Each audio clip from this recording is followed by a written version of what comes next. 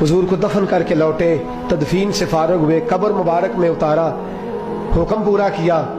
कहते हैं वापस आए तो जनाब अंस से सैयदा फातिमा कहने लगी, अंस तूने भी मेरे रसूल पे मिट्टी डाली है? अंस तेरी जुर्रत हो गई थी?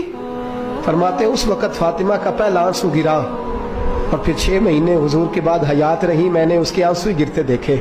लोग सो जाते, वो हुजूर के रोज़े पे जाके बैठ जाती। कहते मैं समझाता बहलाता, लेकिन फातिमा कहती अली सब्र अपनी जगह, कर्म अपनी जगह। और मैं तुझे क्या बताऊं, बहन भाई पहले सारे चले गए, वालदा पहले छोड़ गई, अब हुजूर अलैहिस्सलातु सलाम ने भी पर्दा डाल लिया है, मुझे चार और जानिब कुछ दिखाई नहीं देता। कहते 6वां महीना था हुजूर के विसाल को। एक दिन मुस्कुराती हुई फातिमा घर आई रोजे से रात को बच्चों के साथ, तो शेर खुदा कहने लगे, मैंने कहा फातिमा बड़े दिनों के बाद मुस्कुराते देखा, क्या बात है? तो कहने लगी अली आज मेरी आंख लग गई थी, मुझे हुजूर ख्वाब में मिले हैं, तो मुझे हुजूर ने कहा तू रोती क्यों है? तो मैंने कहा महबूबा मेरा दिल नहीं लगता। तो फरमाया बेटी तैयारी कर, तू मेरे पास आने वाली है। हजरत अली फरमाते बस फातिमा बीमार हुई, चंद दिन गुजरे तो मुझे बुलाया और कहने लगे अली वक्त जाने का आ गया है, ये अली के घर की है इज्जत अली से सुनते, नबी के घर की है इज्जत नबी से सुनते, वो जिसने मुअज़्ज़ज़ किया घराने को, हुसैन पाल के जिसने दिया जमाने को, जाने का वक्त आ गया है अली। पहली बात तो यह है कि हुजूर की नवासी जनाब उमामा से शादी कर लेना, वो हुजूर को बड़ी प्यारी है। और दूसरी बात यह है कि मेरे हसन हुसैन इनका खास ख्याल रखना।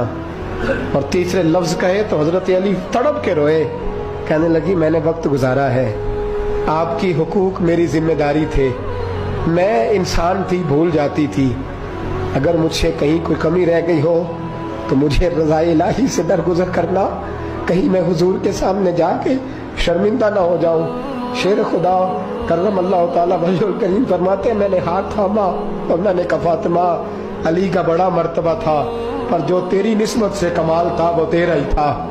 तू कैसी बात करती है, तूने तो हद कर दी, शहजादी हो के मेरे घर में खादिमों की तरह रही। हजरत फातिमा रज़ियल्लाहु ताला अन्हा का दूसरा हुक्म ये हुआ कि मुझे रात को दफनाया जाए। और फरमाया मेरे पहले मदीने में ऐसा नहीं होता था, ये हजरत फातिमा ने सबसे पहले कहा। फरमाया मेरी चारपाई के साथ लगा के ना शाखें, चारपाई के साथ तो ऊपर ला के उन्हें ऊपर से बांध देना और उन शाखों के ऊपर एक कपड़ा डालना, मेरे कफन पर भी किसी की नजर न पड़ जाए।